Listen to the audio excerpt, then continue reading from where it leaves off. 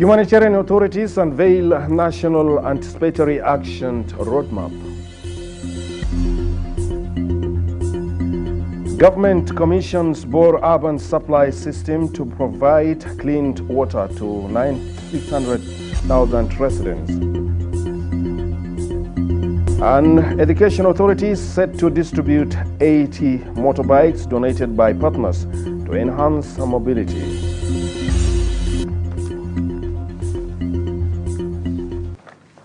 Warm welcome, viewers of SSBC. Thank you so much for joining us from wherever you're tuning in. We are coming to you live from Juba. My name is Gore Anthony with the news in detail. Starting our news bulletin tonight, the Vice President for Gender and Youth Cluster, Rebecca Nyandeng de Mabior, has commended International Committee of the Red Cross for its continuous humanitarian support to the people of South Sudan. Nyandeng made the remarks during a meeting with the outgoing ICRC head of mission, Florence, which highlighted the organization's critical relief support to the people of South Sudan. There is a long way ahead. After 2.5 years in South Sudan that I just spent, I see that there are many challenges. The ICRC remains committed to accompany the population living in South Sudan, whether South Sudanese or the Sudanese who have sought refuge in South Sudan, to accompany the families of the missing, the people who are displaced, the people whose belongings have been destroyed. And together, with a strong commitment of the government of South Sudan, we hope that prompt solution can be found and that soon people can start to rebuild their lives.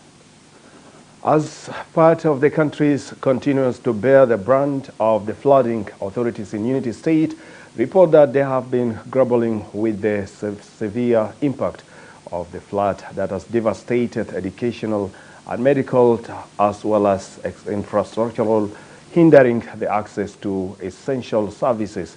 This follows a meeting between the Senior Presidential Special Envoy for Special Programs, Adut Salva Kiir Mayardit, and the Governor of the State, Justice Riek Bemtap, and before her, the outgoing humanitarian response on measures that are taken in order to relevate authorities and to ensure the catastrophe is addressed fully. In response, Adut reiterated her commitment to implementing programs aimed at alleviating humanitarian challenges faced by the communities across the state.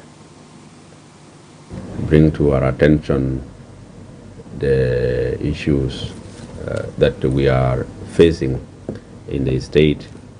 This includes the issue of flooding and other infrastructure challenges. Indeed, Honorable Adut Salva Kiir Mayardit promised that you will find time to come and visit the people of Unity State. And I also brought to our attention the pledges of His Excellency the President during 2010 elections.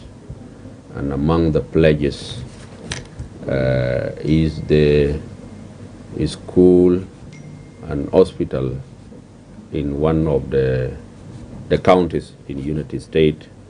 He promised a spiritual leader that those infrastructure will.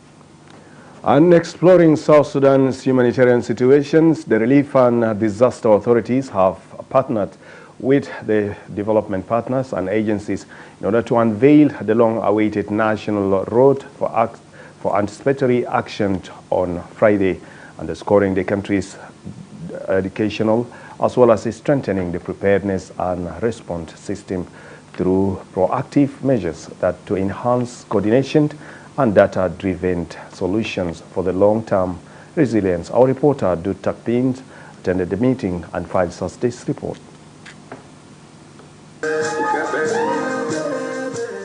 In line with the South Sudan's visions of building a resilient nation capable of withstanding and recovering from crisis, Humanitarian Affairs Ministry and partners have launched the National Roadmap for Anticipatory Action in Juba. The event brought together humanitarian actors to advance anticipatory action through strategic partnership, sustainable financing, and evidence-based approaches for a resilient South Sudan. The roadmap marks a major shift from reactive disaster response to proactive preparedness, focusing on strengthening early warning systems, coordination. Today marks historical milestone in our national journey toward resilience, self-reliance, and dignity for the people of South Sudan. We gather not merely to launch a document, but to unveil a new way of managing risk. The UK ambassador to South Sudan, David Ashil, reaffirmed the United Kingdom's commitment to supporting the roadmap through capacity building and financial assistance. The UK warmly welcomes this event and the National Anticipatory Action Roadmap. And we know that anticipatory action saves lives, saves costs, saves livelihoods, as the Director General very eloquently explained earlier. The heads of IGAD mission in South Sudan, Dr. Victoria Anip Majur, pledged IGAD's continuous partnership with South Sudan in advancing peace, development, and climate resilience. For many years, South Sudan has faced multiple shocks, including floods, food insecurity, conflicts, epidemics, and other emergencies that have overstretched both the government and humanitarian response. IGAD mandate is to support member states through capacity development, resource mobilization, conflict resolution. The chair of the National Technical Group on the Roadmap for Anticipatory Action, Dr. Banek Joshua, stresses the importance of anticipatory action in protecting vulnerable communities. Our goal is to shift from responding to what? To be proactive. To shift from responding to proactive means pre-finance, predefined action, credible early warning. Without this, there's no NA. For us to have NA in the system, it must be legalized. As the country continues to grapple with unprecedented climate shock, it's marked a crucial step towards diversifying its global humanitarian partnerships to elevate vulnerable communities nationwide. Dutakwinjok, SSBC News. The Minister of Cabinet Affairs, Dr. Martin Elia Lomuro, says the government remains supportive of South Sudan's doctors' union in a bid to reinstate the oath-taking of doctors before they begin their medical practice. Dr. Martin Elia made the remarks while meeting the representative of doctors' union on discussing challenges facing doctors in the course of their national duties. Speaking after the meeting, the union's chairperson, Zakaria Peter Ajak, said some doctors are obtaining license without undergoing proper examinations, appealing to the minister to help tackling challenges facing the medical professionals in the country. We discussed with the Honorable Minister, and Honorable Minister agree to reinstate the oath taking of young doctors who are graduating before they go into practice. We have also discussed with the Honorable Minister about the problems surrounding the practice in South Sudan and its regulation, particularly about the emerging practice of issuing licenses to doctors without the due process of examination for permanent registration. So far, the General Medical Council has conducted about 9 examinations. And moving on, the annual Scientific Sergeant Conference commences in Juba on Friday. Speaking at the opening ceremony, the National Minister of Health, Sarah Clitoriel, underscores the ministry's effort in renovating and expanding major hospitals in the country, including Juba Teaching Hospital, Malakal and Mayardit Women Hospitals in Rumbek, respectively. The chairperson of Parliamentary Committee on Health, Population, Dr. Benjamin Malek, emphasized the importance of improving well-being of the health workers in the country. The representative of International Committee of Red Cross, Rose Caroline, reaffirmed committees to collaborate with the ministry to improve the country's health sector. We are committed to improving healthcare infrastructure across the country. At Juba Teaching Hospital, we are already undertaking the renovation and expanding specialized units and wards. Our plan is not limited to Juba. We have identified Malakal Teaching Hospital, Wow Teaching Hospital, and Kir Mayardit Hospital as additional priority sites for innovation, expansion, and modernization. Honorable Minister, you have seen these doctors. They are working with their own hands, and they need to be helped so that they take the serious surgical instrument in their hands, and this will need the power, it will need resources, it will need encouragement from the Minister of Health, and these things, you know, they are working all these years without salaries. Our partnership with the Ministry of Health, especially in Akobo Hospital, and the Ministry of Defense at the Military Hospital, has shown that what is possible when humanitarian and national health actors work together. We have strengthened the emergency surgical capacity, improved referral pathways, and ensured continuity of care from the field to the operating theaters. This year alone, we witnessed remarkable achievements. A mobile surgical team was successfully deployed to Akobo, responding swiftly to surgical needs and ensuring quality of care with an effective and timely exit strategy. And crossing over to Bor, the capital of Jonglei State, where more than 96,000 residents are now set to gain access to clean drinking water following the commissioning of Bor Urban Water Supply System and Water Treatment Plant completed after 5 years of constructions. Speaking during the inauguration ceremony, the National Minister of Water Resources and Irrigation, James Mawich, reaffirmed government's commitment to ensuring access to clean and safe drinking water for all citizens across the urban and rural areas. Governor of Jonglei State, Dr. Yagai Kok, commended the project, describing it as a major achievement for Jonglei State and a symbol of dignity for the people.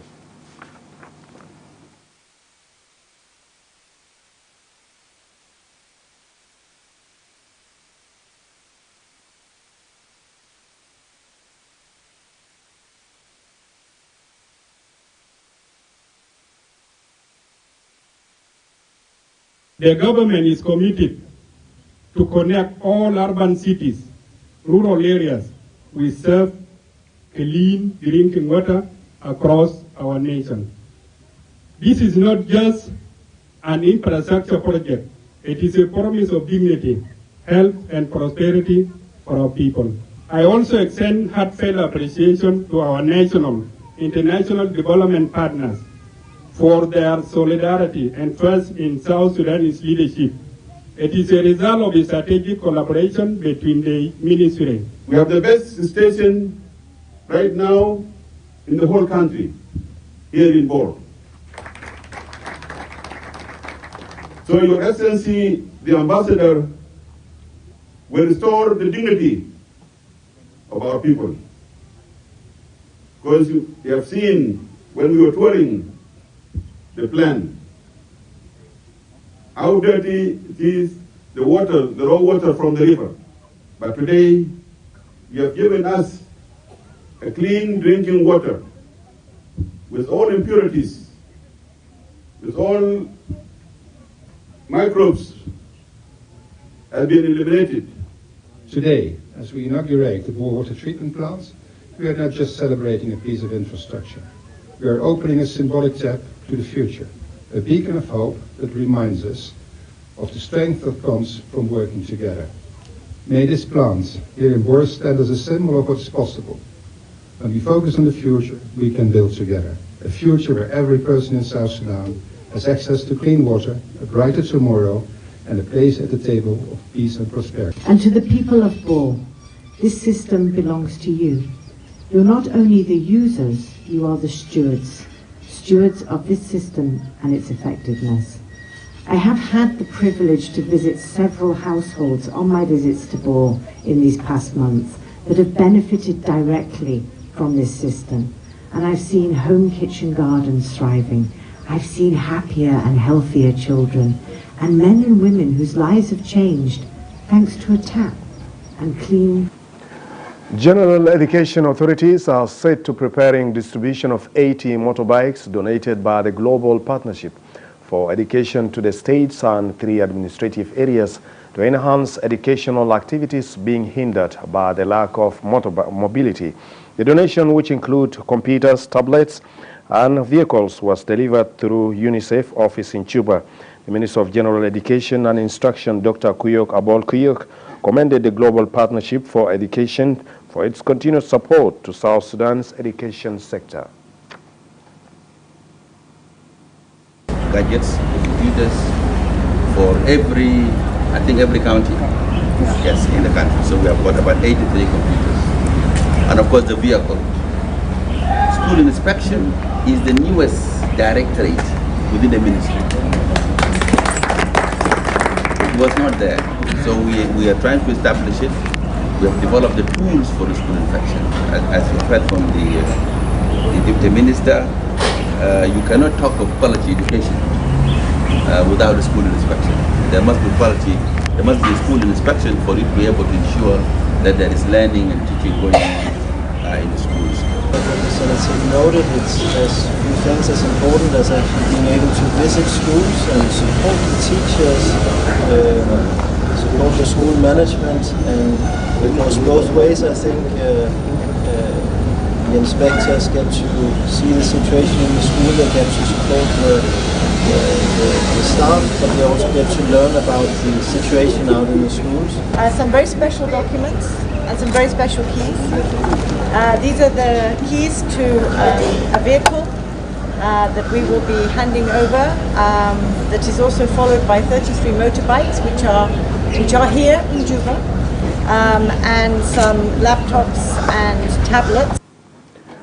In a significant diplomatic drive, the Minister of Foreign Affairs and International Cooperation, Monday Simaya Kumba, held a series of meetings with the Qatari officials on the sideline of the Second World Summit on Social Development, signaling a concerted effort to strengthen bilateral relations and economic cooperation between Juba and Doha. The meeting also spanned diplomatic, financial, and commercial sectors, began with Miriam bin Ali bin Nasri, the Qatari Minister of State and International Cooperation. Additionally, Kumba also met with Abdallah Mubarak, Al Khalifa, Chief Executive Officer of Qatari National Bank, over investment opportunities, before meeting bin Ahmed bin Tawir, the first chairman, and enhancing trade relations between the two countries.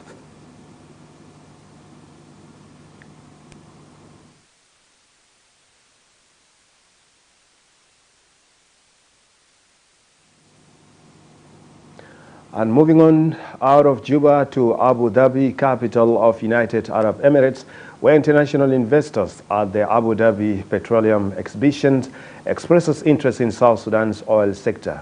At the closing of the conference, the South Sudan's delegation reaffirmed the government's commitment and partnership to enhancing capacity building and use of the artificial as well as artificial intelligence in transforming the energy sector. Our reporter Akuch Maker is in Abu Dhabi and files us this report.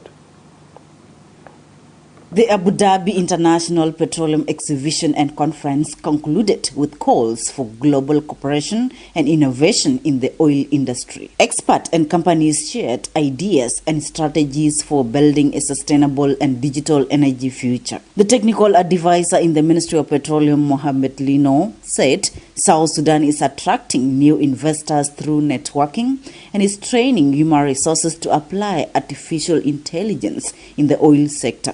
For the last 4 days, we have been receiving a lot of visitors who have always been asking about how to enter South Sudan or how to make business in South Sudan or what are the opportunities that are available.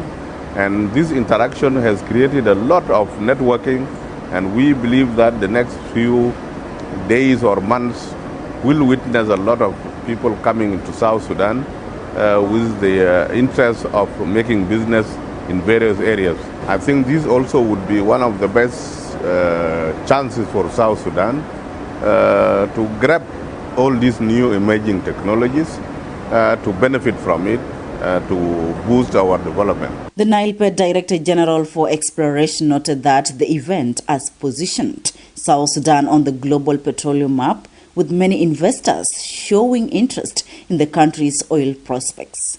We have had a lot of interactions with the potential investors and companies that are interested in what South Sudan is doing and that are interested to come and participate in the development of our country through the investments. So the interaction was very fruitful.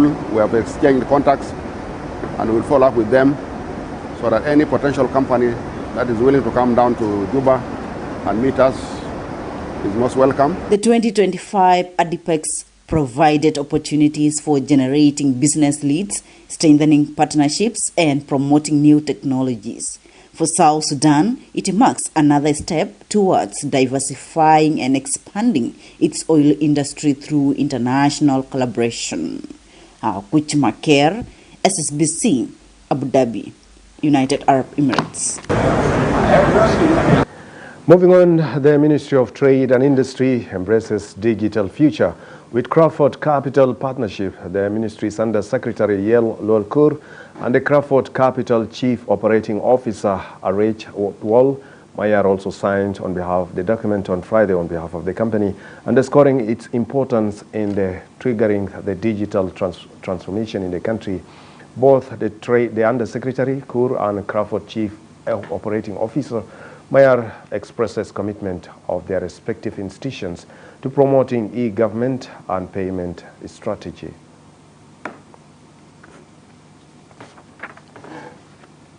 We are all aware that the government of South Sudan is moving from manual collection of revenues to digitalization.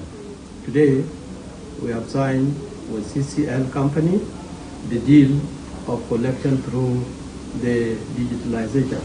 So we are now have joined those who are on the line, and we are happy that we have done it today. Since we have planned this for a long time back, we finalize it today, and it is now on. As from today, we are online. Thank you. So today we've just signed a contract to digitize the Ministry of Trade and Industry Services. This is in line with the e-government cabinet resolution of 2012, whereby the government of South Sudan has decided to digitize all government services. So in an effort in line with this resolution, the Ministry of Trade have today embraced this digitization effort as a pillar to the economy of South Sudan. And as a regulator of all economic activity in the Republic of South Sudan, the Ministry of Trade has now embarked on a journey to digitize its services in order to create more efficiency for citizens and traders in the country, and also to use it as a tool to be able to carry the mandate of regulating economic activity within the country of South Sudan. So today marks the day where we've signed, and pretty much moving forward, we're going to embark on this journey and get these services online. So this is the basis of today. Authorities in the Ministry of Mining are setting up stiff measures to ban illegal selling of gold in the country. This and more after the break. Stay tuned.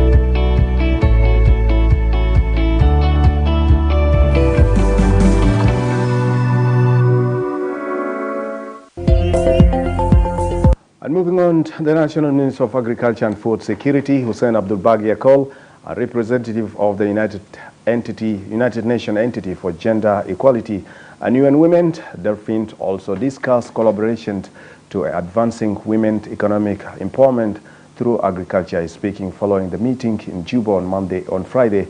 The Deputy Minister, Lily Albino Akolakol, highlighted demographic and agricultural realities in shaping women's role in agriculture. Exciting conversation about how we can promote women in the agricultural industry, in various agricultural industries, and it was really a pleasure to learn more about what the ministry is doing around women, how they promote women, and there's an excitement around us working with the Ministry of Agriculture and supporting women of South Sudan, and we really look forward to that opportunity. Pleased by this visit, receiving UN Women. And UN Women has been our partner for a long time in supporting women and identifying women activities, especially in the area of agriculture.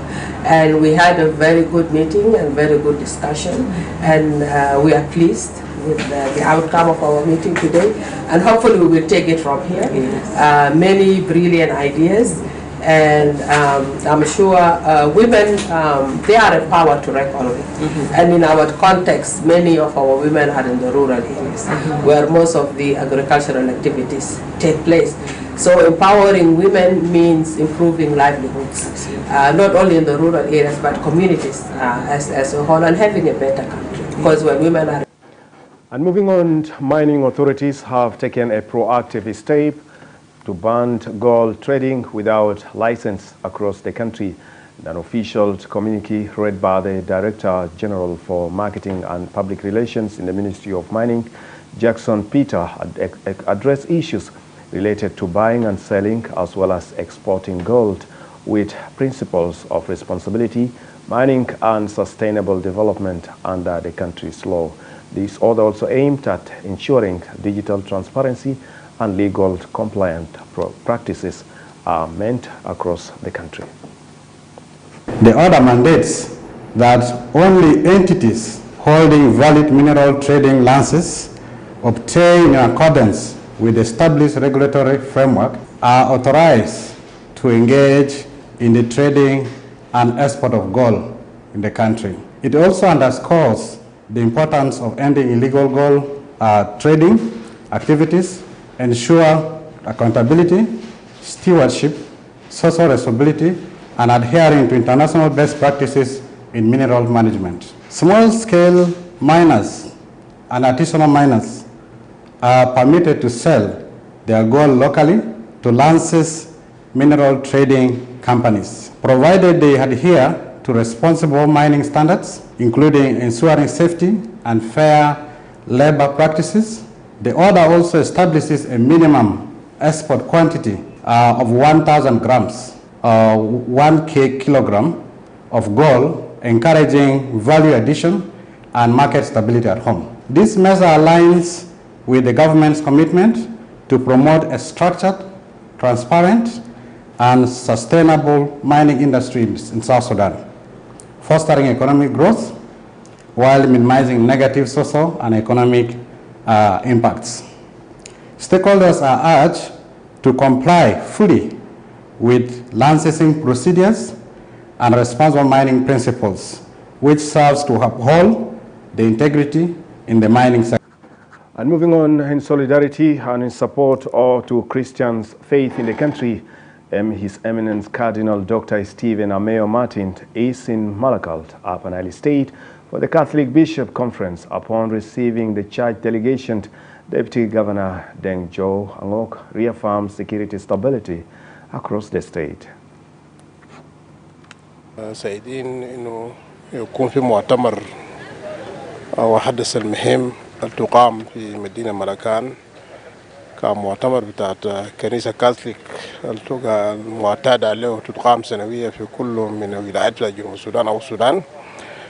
نحن بنكون سعداء الليلة كمدينة ملكان أو كولاية على النيل لأنه استقبلنا حدث المهم على الوجود معنا الليلة، ونحن بنعتبر وجوده معنا بيسجل لنا كحكم ولاية إنه ولاية آمنة ومستقر. This visit come not only as a visit but as a time for us to spend here in Malakal as a plenary meeting of the bishop. Yearly we meet as bishops from both Sudan and South Sudan, we have a conference named South Sudan and South Sudan Catholic Bishop Conference. So it is the one this year meeting here in Malakal, and this conference will come with many things. We will discuss many things, but above all, we have come to have a solidarity visit with you, the people of Malakal, you, the government, and you, the church, in the leadership of Bishop Stephen. As we are going to start our plenary assembly within these 2 days, and we appreciate the government of Upper Nile also for this warm reception, and we are happy, and we hope everything will go happy.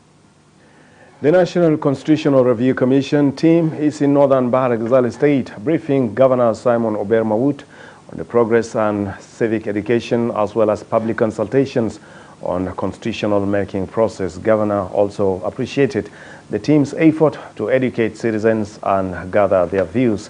The NCRC team leader Simon Galwak also described the people of northern Bahr Ghazal State as peace-loving and commended their active participations in the consultation process.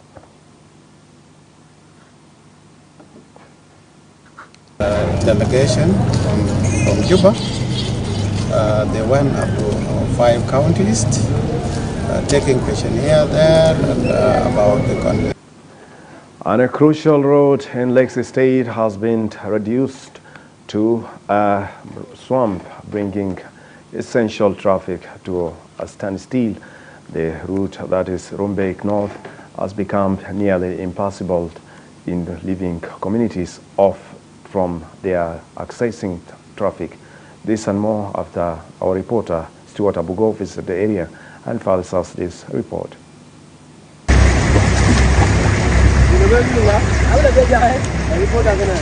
This is the main supply road to Rumbek North.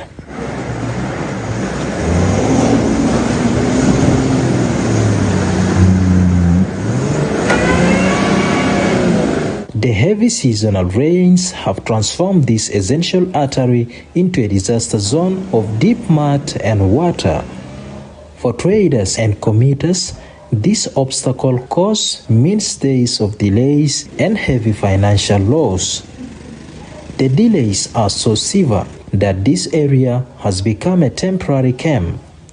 Drivers and passengers are often forced to sleep and cook right here on the roadside while waiting for help or for the water to recede, turning a short trip into a multi-day ordeal. However, the situation delivered an immediate practical lesson. The National Constitutional Review Commission team and local Rumbek authorities were attempting to use this road for civic education when their convoy became completely trapped. Nó cho nhận điện mà chút, bác gia đình chứ mới chưa phiêu gia đình là gút cái bài kìa, cho bà lao tiếng rốp, ở trên thì bé để giúp bà kim, bạn chứ mà la ta để trên thì bé ôm mắt rồi giúp bà kim. The officials were forced to step out and personally confront the exact infrastructure challenges that restrict the movement of goods and people. For the road users, this moment underscored their long-standing complaint that this necessary road lacks the proper drainage and maintenance required to withstand the seasonal rains.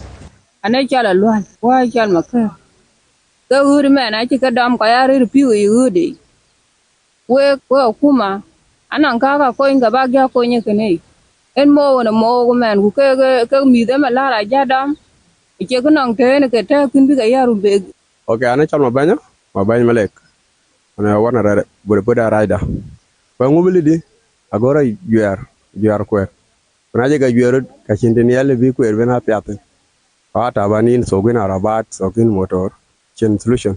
The incident served as a powerful reminder of the infrastructure gap facing these citizens. This road is a cut-off lifeline until urgent permanent repairs are made. The people of Rumbek North remain trapped by the mud, For SSBC News, Stewart Abugola Suba reporting. And moving on, Mission 21 South Sudan and Presbyterian Relief and Development Agencies launched a bustling study on breast and cervix cancer assessment in Juba. Emmanuel Duko has more in the following story. The breast and cervical cancer assessment is targeting women at the age of 18 to 70 years. During the launching, Dr. Justin Bruno Tangon, the director of Al-Sabah Hospital for Children representing the State Ministry of Health, said the assessment is important for the country's planning to easy treatment intervention. Tangon also appealed to enumerators to have an actual data during their assessment in the field. So please, when you do an important exercise, do it honestly. Don't forge the information. Don't doctor the information. Don't go and sit under a tree and you begin filling your tablets. No, we need the correct answer. Yes, we are studying in Juba County. We want to know how big is the problem here. Then after that, we can go outside.